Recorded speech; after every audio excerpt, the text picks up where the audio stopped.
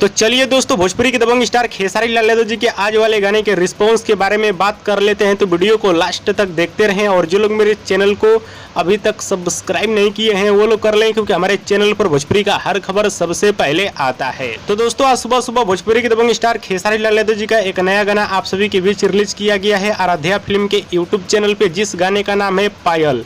गाना तो काफ़ी अच्छा है, शानदार है, बवाल है। लोगों को ये गाना बहुत ज़्यादा पसंद आ रहा है। ज़्यादातर कमेंट पॉजिटिव हुई देखने को मिला है कमेंट बॉक्स में, और इस गाने को लेकर दर्शक काफ़ी खुश है। लोगों को बहुत ज़्यादा पसंद आ रहा है ये गाना। और गाने के व्यूज़ की बात की जाए तो जब मैं ये वीडियो बना रहा हूँ 5 घंटा हो रहा है। 5 घंटे में इस गाने पे 44,000 लाइक्स मिला है और 1,65,000 व्यूज शो कर रहा है। गाने पे ठीक ठाक रिस्पॉन्स मिल रहा है, बट बहुत अच्छा नहीं कह सकते हैं। बट खेसारी लाल यादव का ये गाना बहुत अच्छा है। कभी भी ये गाना मार्केट में रफ्तार पकड़ सकता है।